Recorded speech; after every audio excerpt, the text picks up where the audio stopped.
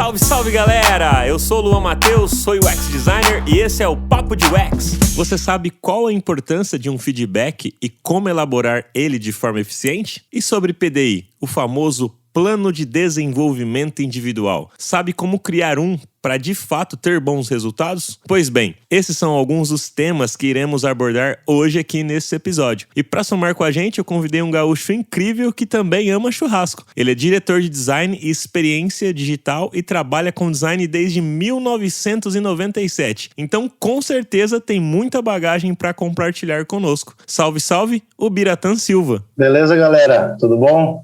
Chegando aqui no Papo de UX para falar um pouquinho de design, falar um pouquinho de feedback e um pouquinho de liderança, né? Que eu acho que está muito relacionado com feedback e liderança, e a gente só consegue liderar se a gente consegue trabalhar bem essa questão de feedback, eu acho.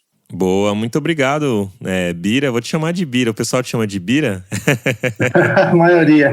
Só quem é de fora do país que me chama de Ubi, mas a maioria no Brasil me chama de Bira mesmo. Bira é mais fácil, né? Obrigado aí, Bira, por ter aceito esse convite, estar aqui conosco no Papo de UX. E galera, eu tenho uma outra novidade super legal para vocês. Para quem quer aprender UX Design com lideranças de grandes empresas como Nubank, EdTech, Boa Vista e descobrir na prática erros e acertos dessas grandes empresas digitais, então você tem que conhecer agora a Terra, que é uma escola referência em educação no mercado digital e que já foi reconhecida pelo World Economic Forum e pelo Google for Startups por sua metodologia, inovação educacional e impacto positivo na vida das pessoas.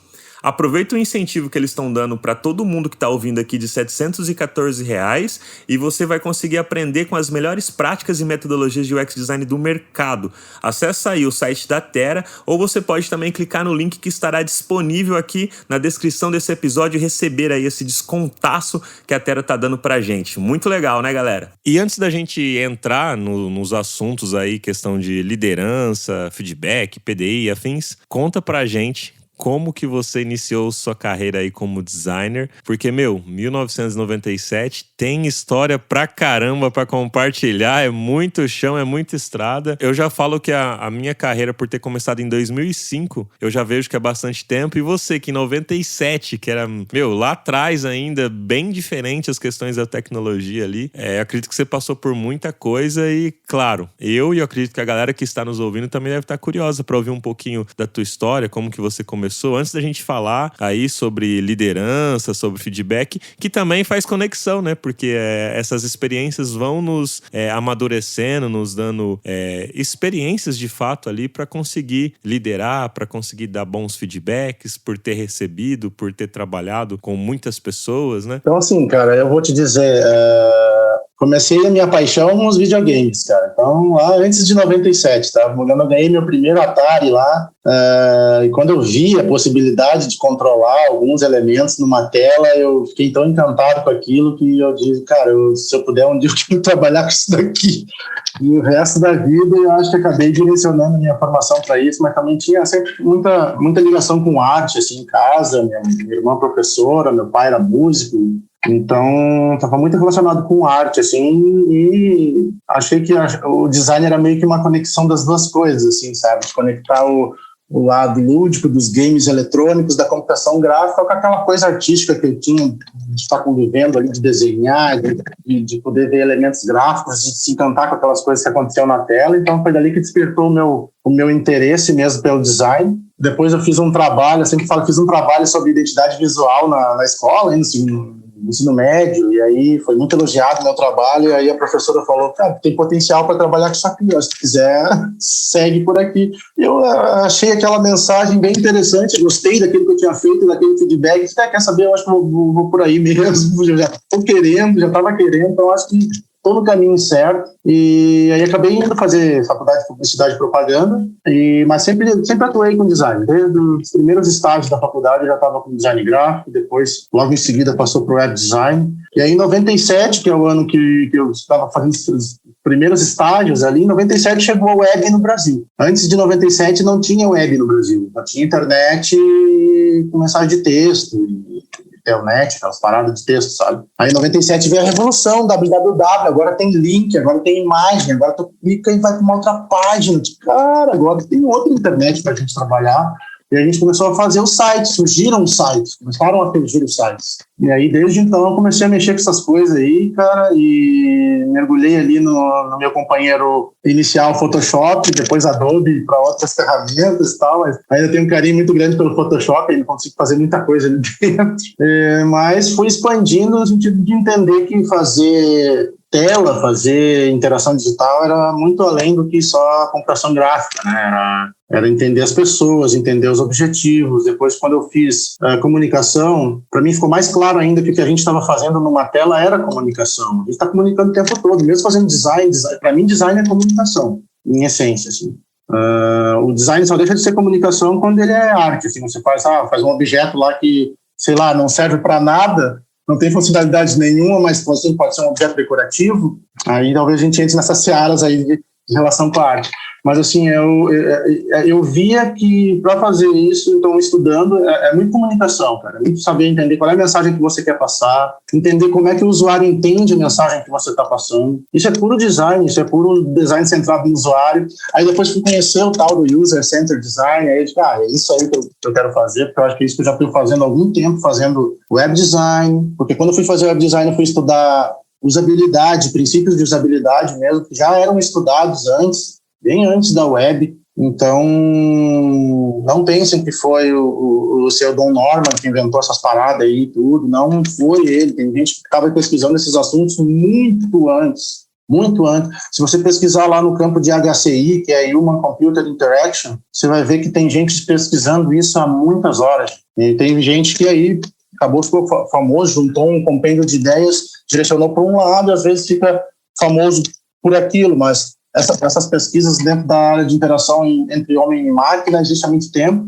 e o que a gente faz quando a gente faz design digital é a interação entre homem e máquina. A gente está desenhando a interface que vai possibilitar essa interação. Então, por mais que a gente pinte de vários nomes, essa área de web design, UX design, product design, é design digital, para mim, em essência, tá? É design de interfaces, a gente está desenhando interfaces, interações através dessas interfaces. E eu acho que às vezes até uma pretensão a gente falar que desenha interações, porque a gente não desenha interações, a gente desenha gatilhos, né, que vão gerar ou não interações dependendo das pessoas, dos usuários, né? Então, é muito delicado e polêmico falar isso, mas assim, eu gosto de realmente desenhar esses gatilhos. Eu acho que eu estou sempre desenhando gatilhos e possibilidades para que as pessoas olhem a tela e tentem resolver seus problemas e tentem ter satisfação com o que elas estão vendo, sempre uma sensação de organização, de que o tempo está sendo bem usado ali, sabe? E eu acho que é isso que a gente tem que fazer sempre no design, sempre otimizar. Acho que otimizar é uma palavra que está sempre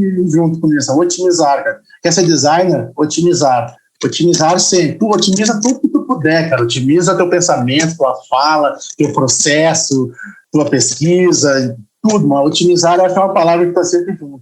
Então, assim, cara, desde 97 estou nessas estradas aí de fazer design de sites, sistemas, aplicativos, mais recentemente, né, com o boom do mobile aí, a gente teve que voltar para a tela pequena, né? A gente estava naquela luta lá no começo, a gente sempre reclamava que a gente trabalhava com aquelas configuração 640 e achava, cara, muito pequeno, aí passou por 800 por 600, ganhamos espaço, aí depois começou a 1300, agora beleza, aí quando tá tudo beleza, a gente volta pro mobile, cara, aí tem que fazer tudo pequenininho de novo, cara. Aí, meu Deus do céu, mas esse é o desafio do design, né, para diferentes devices, entender que conteúdo tem que funcionar em diferentes devices e entender que tudo que você sabe, de repente, na semana que vem você tem que dispensar porque estão fazendo tudo de maneira diferente. Você tem que aprender uma nova ferramenta, um novo método, um novo jeito de fazer pesquisa. Então, eu acho que isso é muito do designer também. Eu gosto disso, sabe? Eu gosto dessa mudança permanente, dessa busca permanente de conhecimento. É o que eu talvez sinta mais prazer, assim, de estar sempre atuando com design por isso. Que bacana, Bira. E deixa eu te falar, durante essa sua carreira você chegou também a aprender HTML, programação, banco de dados, chegou a ser webmaster ou você sempre foi a pessoa ali mais focada na parte de de UI mesmo, de desenhar as telas? Como é que foi? O máximo que eu cheguei foi HTML e CSS aí, né? Onde a gente brincava que eu era tipo, uma espécie de front-end HTMLer, assim que a gente falava, porque eu acho que precisava em certas épocas precisava você conhecer isso para dominar o que estava sendo entregue lá na ponta, não bastava só desenhar as telas, né? Você tinha que garantir que aquilo que foi desenhado era o que estava sendo entregue lá na ponta. E muito disso dependia do HTML, dependia do CSS. Então, eu acho que, sim, eu mergulhei fundo, fiz cursos de HTML5, CSS3 e trabalhei com isso muito tempo, mas depois eu tomei uma decisão de me posicionar designer. Cara, eu acho que isso aqui é front-end, cara. Isso aqui é um universo tão grande que não dá para mim querer fazer junto com o design, que já é outro universo gigantesco, entendeu? Então, tipo, vamos organizar as coisas, eu vou focar no design, que é o que eu gosto de fazer, que é o que eu sei fazer mais, e quando eu tiver front-end, HTML, eu passo para outra pessoa, vou trabalhar em ambientes assim, procuro trabalhar em ambientes assim, e aí eu acho que a coisa rende mais, e eu consigo me focar mais no design, que é o que eu gosto de fazer, que eu sei fazer melhor, né? Mas não é problema nenhum saber HTML e CSS, é essencial, cara, para a gente ter um nível alto assim, de entrega lá na ponta e um bom handoff com os desenvolvedores, tem que saber como é que funciona, para não inventar coisa impossível, para ter argumento na hora das discussões. Isso é importante que você falou. O pessoal às vezes pergunta sobre se é obrigatório saber HTML, CSS, saber programar. Eu sempre comento que não é obrigatório, mas é sempre útil. Quando você sabe, você tem um conhecimento, a forma de você se comunicar com as outras pessoas de outras equipes que estão envolvidas naquele mesmo projeto, naquele mesmo produto ali, é super importante. E você trabalha atualmente na sua própria empresa. Quando que você fundou aí sua própria empresa? Você chegou no começo, lógico, da sua carreira a trabalhar em empresas, mas quando você viu que, vou trabalhar agora só pra mim, o que te deu o start? Por que você quis fazer isso e tal? Cara, eu sempre tive um senso de empreendedor muito forte, assim, sabe? Sempre quis ser dono do meu próprio negócio. Para te ter uma ideia, lá quando eu conheci os videogames, lá com 14 anos, eu já tinha vontade de comprar uns 10 videogames e fazer uma lan house de videogame para alugar para meus amigos o grande e ganhar dinheiro deles. Então eu já pensava assim.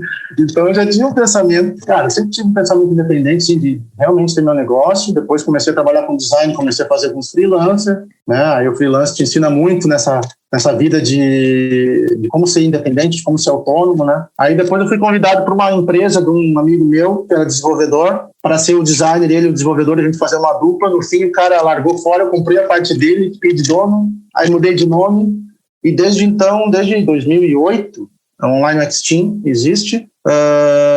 É a empresa que eu uso para fazer contratos de consultoria, PJ, eventos, uma série de coisas aí que a gente tem que fazer como empresa, né?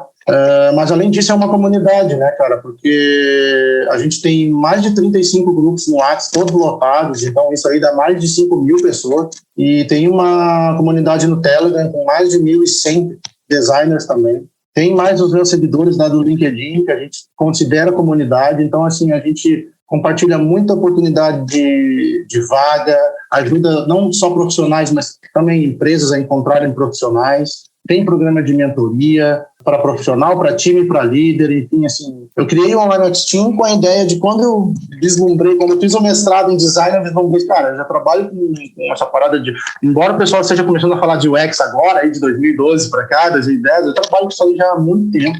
Usabilidade está na essência de UX, design digital, interface, tudo isso, HCI, tudo mais. Então, assim, resolvi criar uma empresa que fosse focada em design digital e em criar oportunidades relacionadas a UX e design digital. Oportunidades em geral, não é? Eu não tinha um case específico. Eu queria fazer meus projetos de consultoria, continuar fazendo, mas eu também sabia que eu fazia bem eventos, assim como esse da semana de mentoria que eu organizei, já é a 15ª semana que eu faço, e que eu tenho um bom relacionamento, networking com o pessoal de design, pessoal de tecnologia, e eu convido pessoas relevantes para trazer esses conteúdos e tal. Então, tem essa parte de eventos também que eu queria fazer. E aí as mentorias, porque as mentorias, quando eu fiz o mestrado para dar aula, queria ser professor na raiz mesmo, assim, homenagear minha irmã, mas, cara, eu dei aula, tive umas experiências dando aula e para mim foi um pouco frustrante, assim, porque eu ganhava muito pouco e trabalhava muito mais do que eu trabalho em projeto.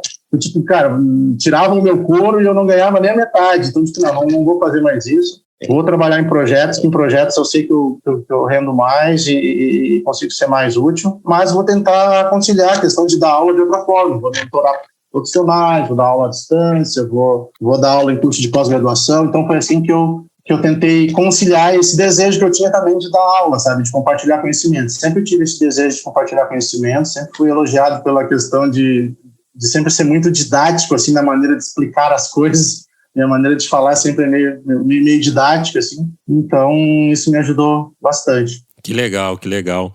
E para você, para a gente entrar no tema aí do nosso episódio aqui, o que significa ser líder? Quando a gente ouve essa palavra, assim, eu acredito que você lidera também em questão aí dos projetos, mas provavelmente, como você falou aí na sua empresa, deve ter outros colaboradores, você deve ter parceiros de trabalho aí, e de certa forma, desde 2008, que você falou que tem empresa, você tem que estar liderando, tá à frente de alguma coisa, né? E o que significa isso para você? A minha pergunta é porque hoje em dia estamos cada vez mais precisando de pessoas sendo líderes em times de design que antes não se tinha. Antigamente eu mesmo trabalhei durante a minha vida toda sem ter um líder de design. Eu tinha ali, às vezes trabalhava numa empresa que eu era talvez o único designer e era eu e o patrão. Então era uma relação ali de um funcionário com o dono da empresa e meio que fazia tudo. Ou por mais que tinha algumas outras pessoas envolvidas ali, era a relação direta com o dono da empresa ali. Eram empresas bem pequenas. E hoje os times de design estão crescendo bastante. Por conta disso, precisa de pessoas liderando ali essas frentes. Só que, muitas das vezes, as pessoas não estão preparadas para assumir essa cadeira, ter esse papel ali como líder. E é por isso que a minha pergunta, né? Para você, o que significa ser líder em design especificamente? Eu acho que ser líder, cara, é conciliar várias coisas, tá? Eu vou começar com uma listinha aqui. Claro, tranquilo. Começa por conciliar interesses, assim. Eu tava ouvindo você fazer a pergunta e pensando assim, cara, ser líder é conciliar interesse o tempo inteiro, e conciliar interesse é o trabalho do designer o tempo inteiro, entendeu? Então, tipo assim, talvez seja muito comum, seja muito familiar para um cara que sempre foi designer. Eu sempre acredito que o designer tem um papel de mediador de interesses. Sempre que vai mediar interesses entre o interesse do usuário, o interesse da empresa, o interesse da tecnologia, a disponibilidade da tecnologia, enfim, ele é um mediador por natureza. O trabalho do design é mediar. E eu acho que quando você vai liderar, mais ainda isso fica evidente. Tá? Só que você vai mediar outras coisas, outras relações. Você vai mediar processos, você vai mediar pessoas, relações entre pessoas, entre diferentes stakeholders, entre interesse de empresa e interesse de usuário. Mas eu acho que, em essência, liderar é isso, é conciliar interesses, mas conciliar numa direção. Eu acho que a liderança tem que ter uma direção, sabe? Tem que ter um norte, assim. Eu acho que é isso que traz a característica para uma liderança. Eu acho que quando a gente não tem um líder, é justamente isso, a gente falta um norte, falta uma direção. Pode ser que cada um puxe para um lado a nossa força e a gente não consiga fazer nada produtivo. Agora, quando a gente tem alguém lá na frente puxando, pessoal, é por aqui que nós vamos, ou por aqui que nós vamos por aqui.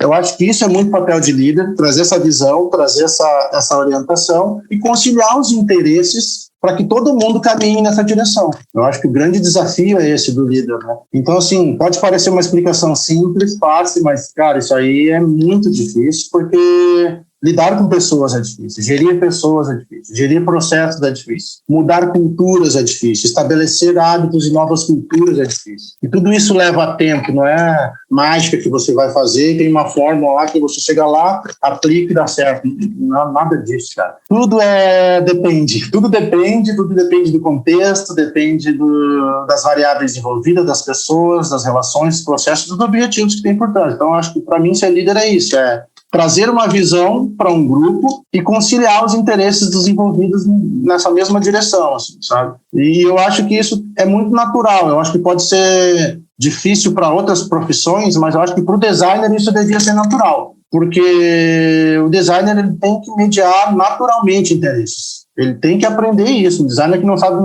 mediar interesses, ele vai ter bastante dificuldade em estabelecer uma carreira de sucesso, porque o trabalho do designer é isso. E você falou uma parada aí que eu fiquei pensando aqui sobre a questão de implantar uma cultura, mudar comportamento, é algo que demora. E hoje em dia, nós vemos que nós estamos ficando cada vez mais ansiosos com as coisas, né? Como que você enxerga o papel de um líder e entender essa questão que hoje a velocidade das coisas são mais rápidas, mas também entendemos que como você mesmo falou, implantar uma cultura e uma mudança demanda muita energia e tempo. Vai demorar para aquilo acontecer. Como é que pode transmitir isso para as pessoas que um líder está liderando, por exemplo, acalmar elas e tudo mais? Porque eu vejo isso, eu tenho enxergado isso. As pessoas querem, às vezes, entrar numa empresa e quer que a mudança naquela empresa aconteça muito rápida. E às vezes a empresa tem ali 10 anos e ela sempre fez de uma forma. E realmente não vai mudar da noite pro dia. Uma vez eu ouvi de uma pessoa falando sobre essa questão de mudança, que é como se a gente estivesse dirigindo um navio. O navio é muito grande, sabe? E a gente dirigindo um navio, a gente não vira o navio rápido de uma vez assim e vira. Porque tem um monte de pessoas lá, é perigoso virar a embarcação e todo mundo morrer. Então você tem que ir virando devagarzinho, a hora que você mudou a rota e aí segue embora, sabe? E numa empresa eu enxergo assim, principalmente quando é uma empresa que já tá há muito tempo, muitas pessoas envolvidas e tudo mais. Como que você lida com essa situação, sabe?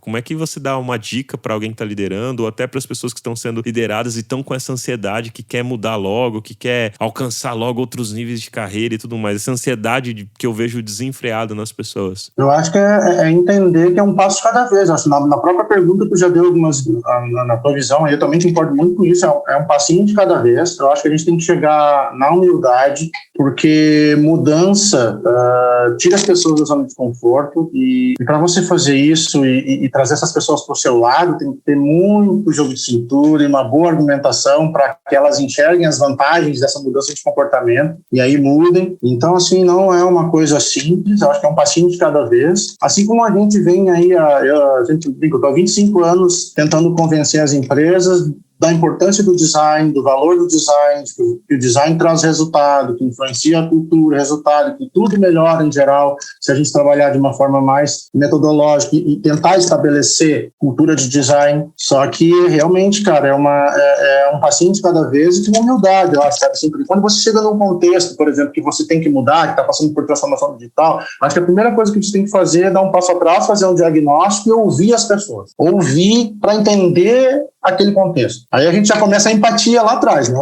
Porque, tipo, você não pode chegar, propor a mudança sem respeitar o que está estabelecido lá, sem entender como aquilo que está lá se estabeleceu, como que as pessoas estão lá e como que elas se sentem naquele contexto, para entender o quanto você vai ter que mobilizar elas para elas mudarem, para elas dizer, agora a gente vai fazer assim, pessoal, não vamos mais fazer assado. Então, assim, acho que tem muito a ver no sentido de convencer, e é um passinho de cada vez, mas com humildade, de ouvir o outro lado, de entender o contexto que você está chegando, de entender, cara, eu sempre tenho uma questão, essa questão do tempo aí é bem importante, e eu sempre tenho uma coisa que eu falo, assim, o tempo do design é diferente do tempo do desenvolvimento. Isso tem que ficar óbvio em qualquer time aí que desenvolve software, qualquer time que desenvolve qualquer produto digital, tá? Product Discover tem um tempo, Product Deliver tem outro tempo. Se você não respeitar isso e querer que uma coisa funcione igual a outra, você vai esculhambar o processo e não vai ter o resultado que o processo poderia te dar, tá?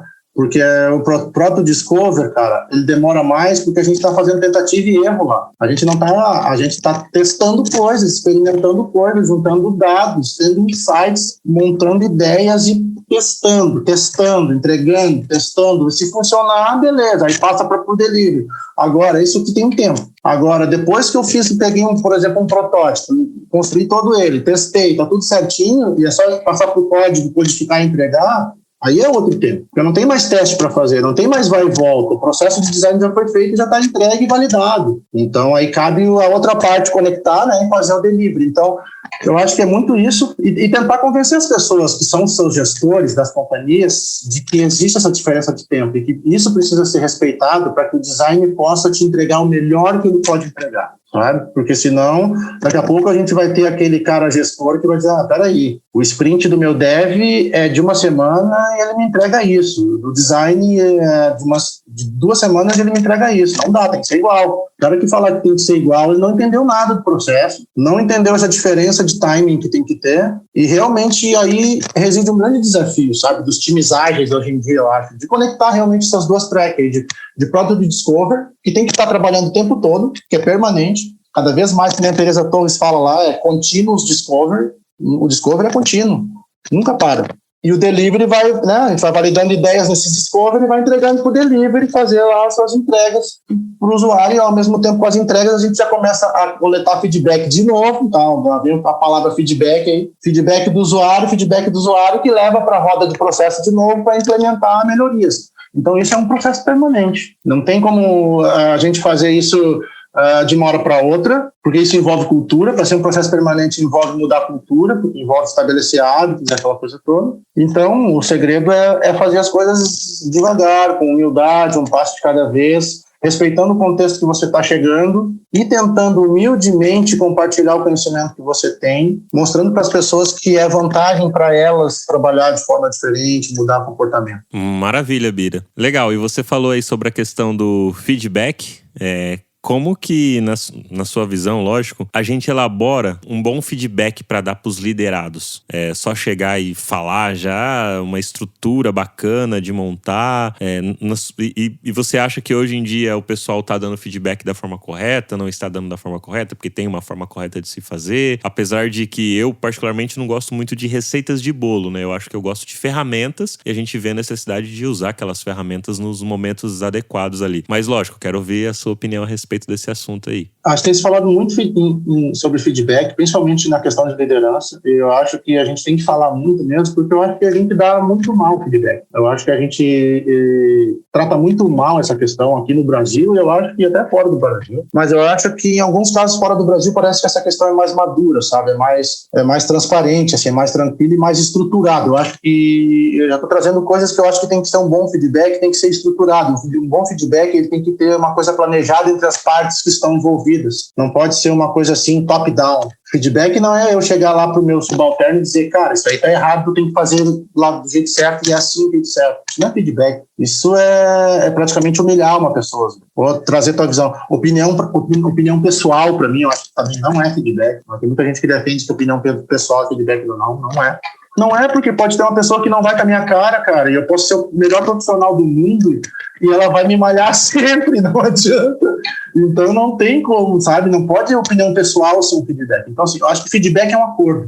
Começa por aí. Feedback é um acordo. Se feedback é um acordo, as partes do acordo têm que estar cientes de como funciona esse jogo. Não pode ser feito de qualquer jeito, de qualquer maneira, jogado em qualquer canal, esperando qualquer resposta. Não. Tudo tem que ser planejado, na minha opinião, do feedback, sabe? Então, assim, não é simplesmente chegar pro cara e dizer que ele não tá fazendo uma coisa certa ou que ele teve um comportamento ruim em tal situação. Porque, por exemplo, se eu vou para uma reunião com um cara e o cara tem um comportamento ruim na minha reunião e eu chego depois da reunião, chamo ele para conversar e digo, cara, teu comportamento na reunião foi péssimo, velho, tem que melhorar isso daí. Mas se eu não tenho nada combinado com ele de feedback, eu digo, como assim? O cara me chamou para conversar depois da reunião, não tem nada, eu não falei, ninguém teve a mesma impressão, então quer dizer que ele me chama depois da reunião, me chama a atenção, não tem nada combinado de feedback, o que eu faço com isso? Eu melhoro porque eu tenho medo, porque senão na próxima ele vai me mandar embora? Não, eu acho que o feedback tem que estar estruturado dentro de um esquema, sabe? Dentro de um acordo. Então, tipo, beleza, cara.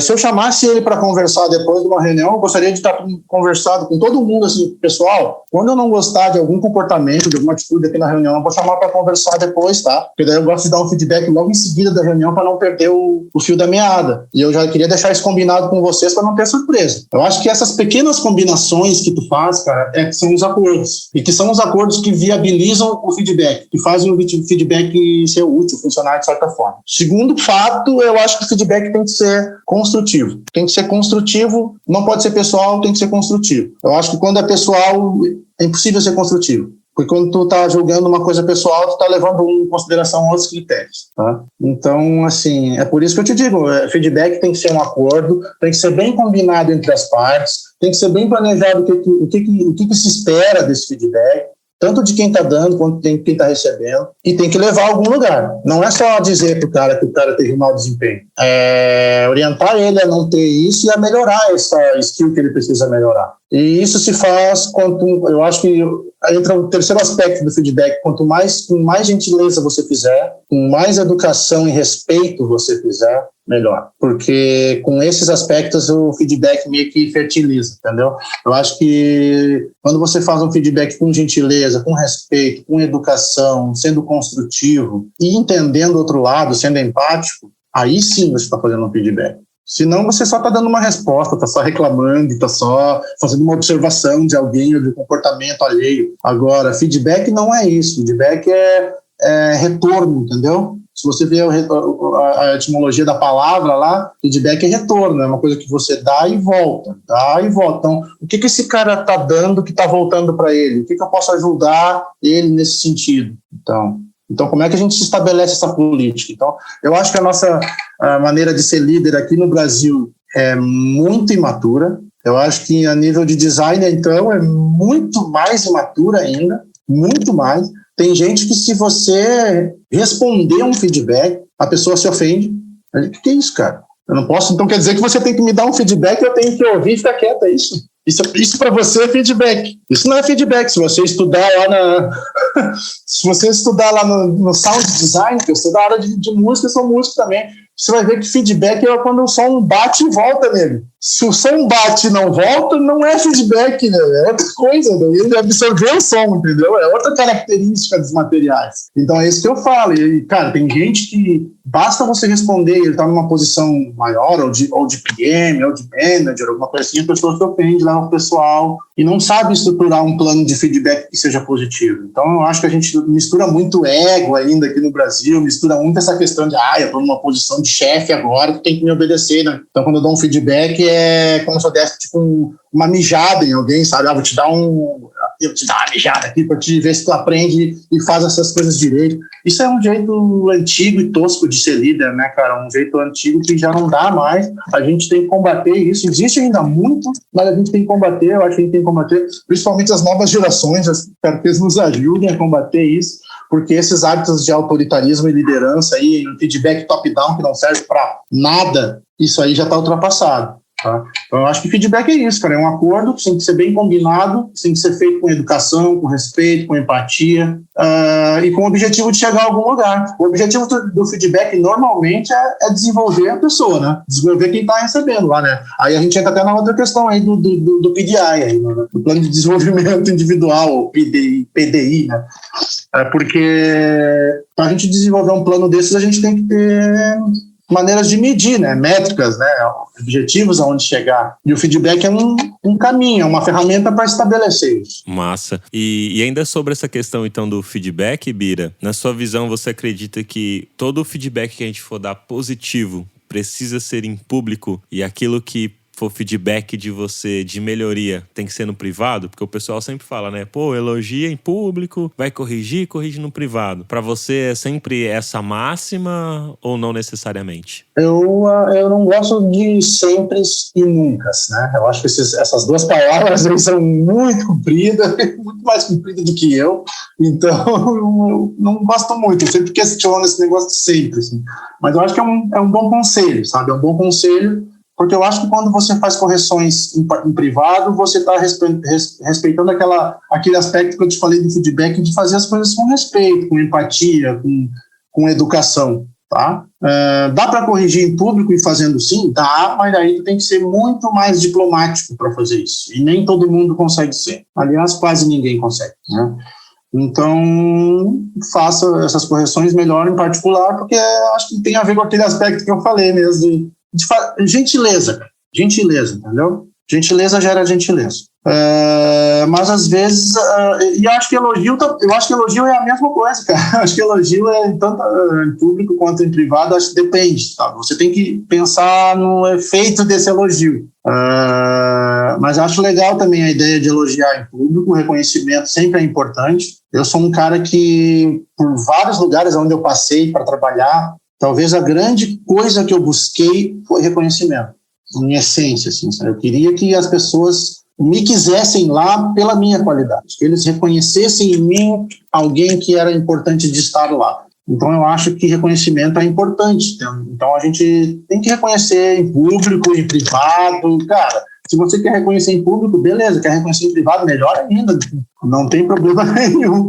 A questão de reconhecimento a gente tem que dar mesmo, não tem problema. E tem que fazer, sabe? Porque eu acho que as pessoas às vezes acham que isso é bobagem, acham que não precisa ficar te elogiando. Cara, precisa sim. Precisa, porque é isso que me dá o norte de dizer que eu estou indo para o lugar certo eu estou fazendo o meu melhor, que tá legal indo nessa direção. Então você tem que elogiar, assim como você tem que corrigir rotas, você tem que reconhecer rotas corretas que estão sendo feitas.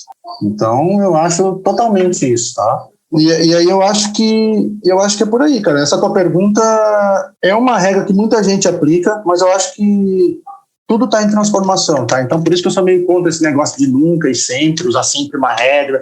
Eu acho que sempre depende do contexto, sempre vai depender de com quem está falando, o que tu quer, qual é o objetivo disso, mas eu acho que sim. Críticas em privado tem a ver com gentileza e elogios em público tem a ver com reconhecimento, então acho que é por aí. Pô, bacana aí a sua visão. E essa questão do feedback, você vê também como uma forma recorrente de se fazer, e aí por ser talvez uma forma recorrente de estar fazendo ali, porque são combinados, então necessariamente tem que ter uma recorrência. Hoje é muito comum o pessoal fazer nessa questão do one-on-one, marcar os one-on-ones ali com os liderados e tudo mais. Você acredita que a frequência boa de se fazer ali esses one-on-ones e dando os feedbacks é semanalmente, quinzenalmente, mensalmente, ou depende muito de cada empresa, de cada contexto, ou você particularmente gosta como ali de estar atuando, de estar fazendo, daquilo que você já experimentou também? Eu acho que não dá para só basear no one-on-one, tá? Eu acho que o one-on-one é uma ferramenta aí, mas a gente tem que estruturar um plano de feedback para que isso leve a algum lugar. Tá? Quanto à frequência, eu acho que uma vez por mês está excelente para te conversar com o pessoal sobre essas questões de PDI aí, ou de plano de desenvolvimento individual, porque aí tu vai corrigindo rotas quando necessário. Tá? Mas eu acho que sempre é um acordo, né? Sempre é uma combinação que precisa estar estruturada. Não adianta nada eu fazer um one-to-one com o cara se eu não sei para onde é que eu estou indo. Se eu não sei para onde que esse cara está indo e para onde ele quer ir para se sentir melhor e para performar melhor. Então, tá vendo que falta várias coisas aí antes do one-to-one. Porque adianta chegar lá no one-to-one é a conversa final. Ela chegar pro cara e perguntar, tá?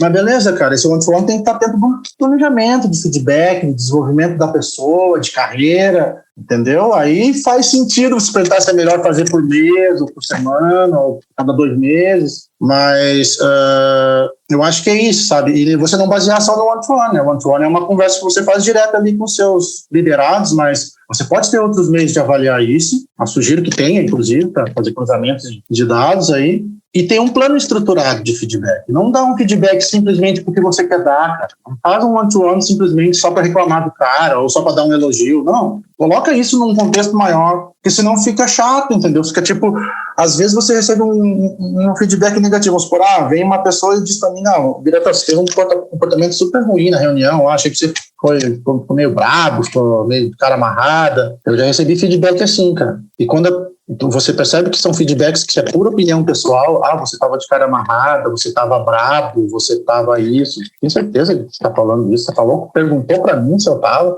Porque muita gente olha pra minha cara, às vezes acha que o cara tá bravo. Se eu não tô rindo, eu tô bravo, porque minha cara não é das mais carismáticas, assim, vamos dizer assim, né? Então já tenho que estar sempre forçando um sorriso aqui, pra galera não achar que eu tô bravo, né, cara? Então, cara, isso não é feedback, entendeu? Pô, você não pode tirar uma impressão da cara da pessoa e dizer que, pô, você tava bravo na reunião, você tem que melhorar a sua postura. Você chama isso de feedback? Tá brincando que isso aí é feedback, né? Porra, não pode chegar lá e dizer pro cara, pô, meu, tá com uma remela no olho, você nem lavou o rosto pra vir pra reunião, cara? Isso é feedback? Não é, velho. Isso né? Então, feedback, você diz assim, cara, eu achei que você interrompeu as pessoas na hora que elas estavam falando, se você puder não interromper nas próximas, seria bom. Eu já deixo um feedback mais assim, entendeu? Um feedback com mais gentileza, mais específico num ponto que realmente foi um problema, do que uma opinião pessoal. Opinião pessoal me incomoda muito, cara, porque a gente não tem que botar isso lá no jogo do profissional, né? Não tem, sabe? Não tem. Eu acho que lá que a gente tem que se respeitar e tem que ter diversidade, tem que respeitar as diferenças de cada um, o jeito de cada um, e entender que, cara, a gente está no mesmo time, que a gente trabalha na mesma empresa, que a empresa tem o mesmo objetivo, cara. A gente tem que fazer o melhor produto, o melhor serviço. A gente está no mesmo time, não adianta a gente, sabe? Por mais que seja liderado e eu líder, eu quero que a gente indo na mesma direção. E para construir isso são acordos, como eu digo, acordos, comunicação, empatia, transparência. É muito mais fácil fazer isso com gentileza do que fazer isso top-down de forma autoritária, entendeu? E eu vou te dizer, cara, eu já mudei muito meu jeito de ser. Eu venho de uma família bem tradicional, assim, meu pai era bem machista e bem autoritário, e eu tinha muito isso em mim. Eu tinha algumas skills de liderança natural, assim, em mim mesmo. Embora eu tenha sido boa parte do meu tempo de carreira especialista, e agora que eu tenha mais recentemente começado a parte de liderança e gestão, eu tive que me desconstruir muito a minha maneira de liderar. E estou fazendo isso o tempo todo. E eu acho que isso é o que a gente tem que fazer. Se desconstruir, sabe? Se desconstruir. Você não sabe, mas eu tive uma experiência no Exército. Eu fui oficial do Exército.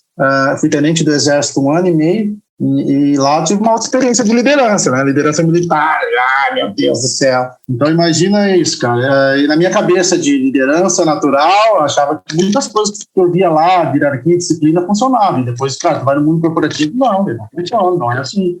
Hoje em dia o mundo está horizontalizado, hoje em dia é melhor você tratar com respeito do que você querer dar uma ordem ou impor alguma coisa, não existe mais.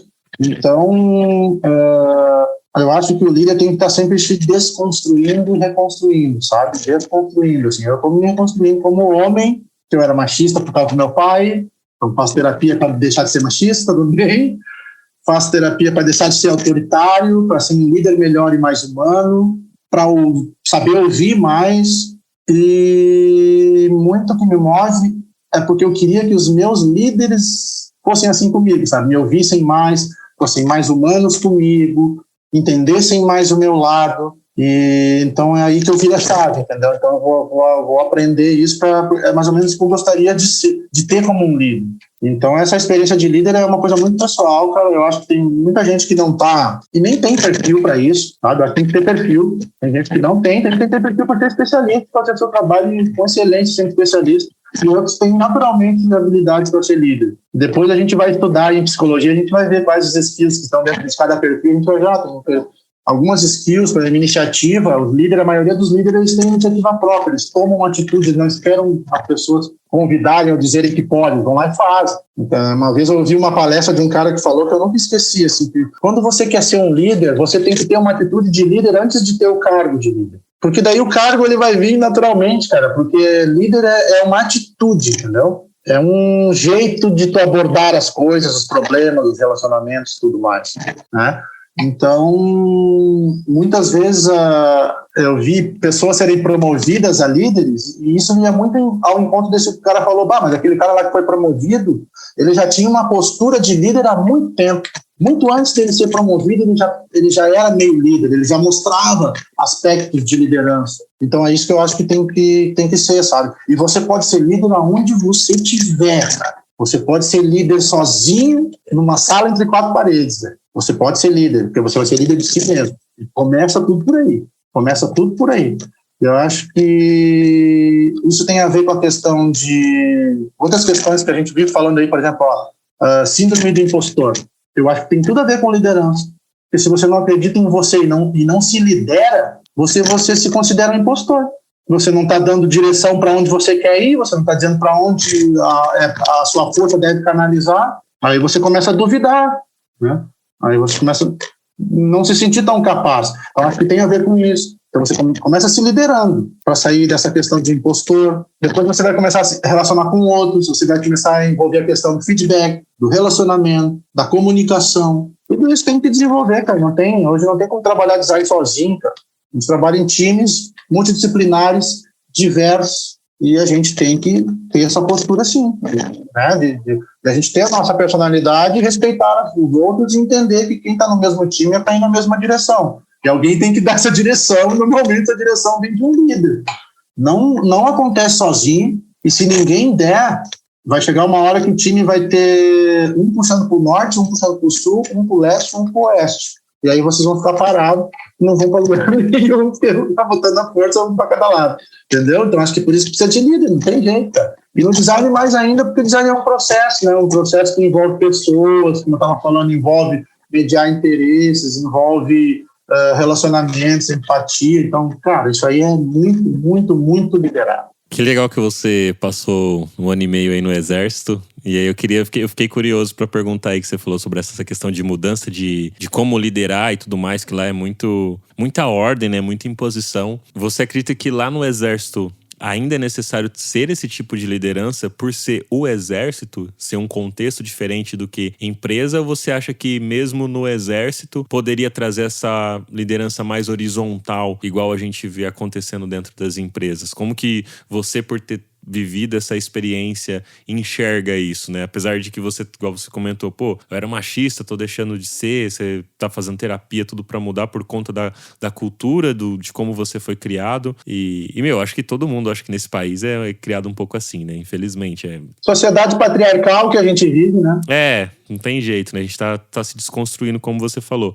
Mas pro exército, você acha que ainda é necessário ter aquele tipo de liderança mais impondo, mandando, dando ordem? Porque talvez não funcione a questão horizontal, ou não, mesmo lá no exército, na sua visão, talvez funcionaria se experimentasse um pouco mais essa liderança horizontal. Não, funciona assim, eu acho que foi lá exatamente o lugar onde eu aprendi que funciona, entendeu? Porque lá exatamente tinha o cara que era o autoritário, que usava toda a autoridade que ele tinha para praticar os princípios que a gente... Aqui dentro do quartel, a gente tem que entender que dentro do quartel, dentro do exército, ele é movido por 2 princípios, né? Eles falam lá que é hierarquia e disciplina, certo? Você tem que obedecer isso aí, funciona com base nisso, entendeu? Só que, cara, você pode exercer liderança usando esses princípios e ser um cara super autoritário e pode ser um cara super humano. Eu tive as 2 experiências, por isso que eu acho que é legal falar, porque lá eu tive as 2. Então eu tive um cara que era meu superior, que era um animal, que me sugava o tempo todo, que não tinha nenhum respeito pela minha pessoa, que queria era fazer eu passar trabalho mesmo. E tinha um outro que não, cara, que era um cara que era super líder pela maneira humana que ele tratava os outros. E aí as pessoas acabavam gostando muito dele, sendo muito fiéis a ele por causa disso, entendeu? Porque eles viam, tá vendo, cara? É possível você ser um líder humano dentro do quartel, sem humilhar ninguém, sem pisar em cima de ninguém e sem se achar melhor que os outros. Dentro do quartel é possível, cara. Imagina fora.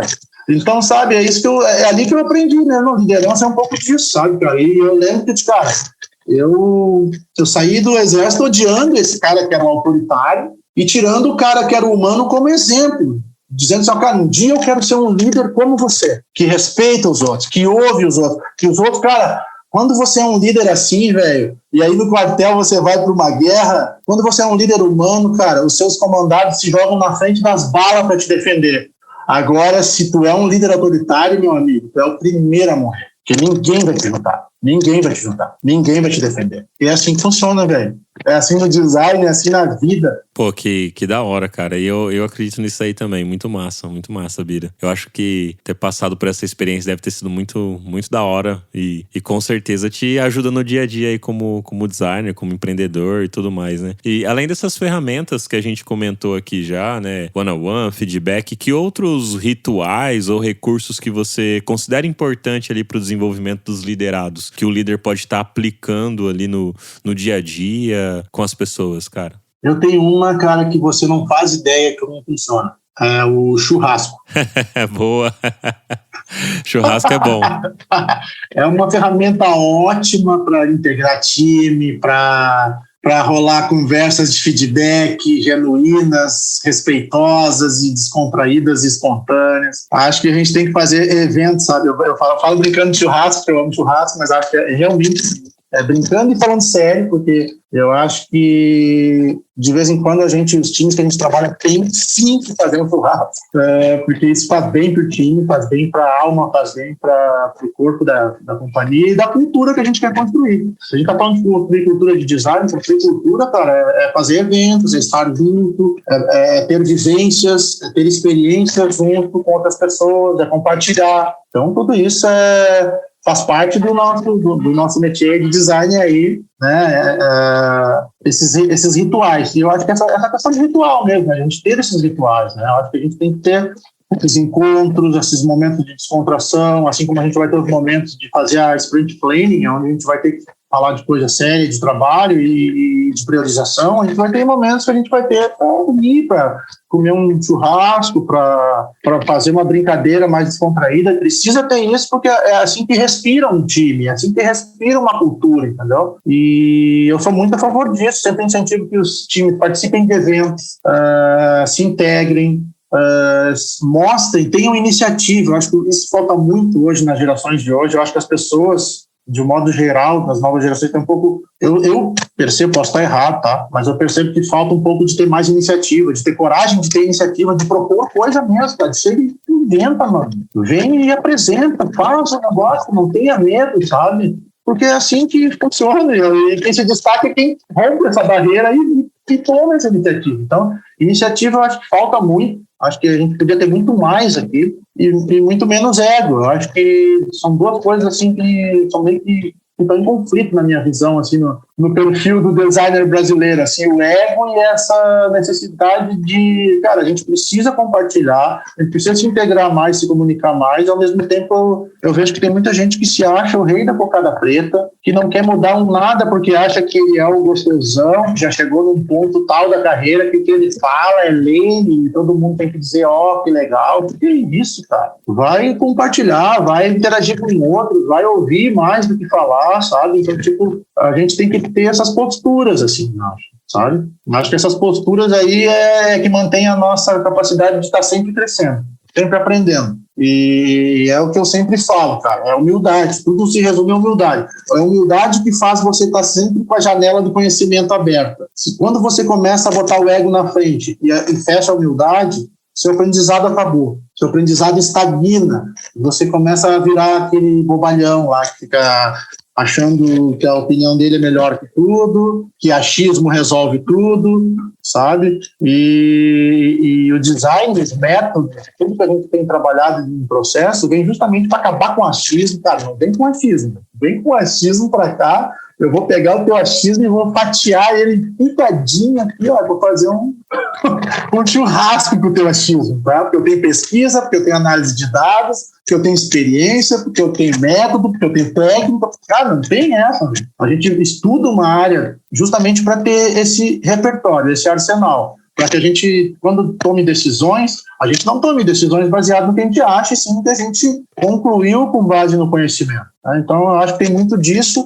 mas tudo se resume à humildade, cara, às vezes, e você não julgar os outros também, sabe? Porque eu acho que muita gente julga os outros pela cara, pela aparência, e nem todo mundo, gente, vai estar risonho o tempo inteiro, disponível o tempo inteiro, mas pode ser que sejam esses os que têm os grandes corações que vão ajudar você a trilhar caminhos. Então, a gente também tem que ter a capacidade de identificar, né, líderes, inspiradores, pessoas que nos inspiram e tentar se espelhar nisso. Nós tem muito a ver com exemplo também, né, cara?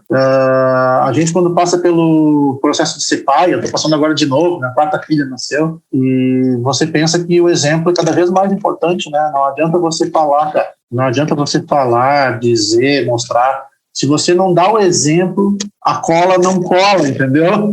A cola não cola na memória e aí não adianta, cara. Então tem muito a ver com isso.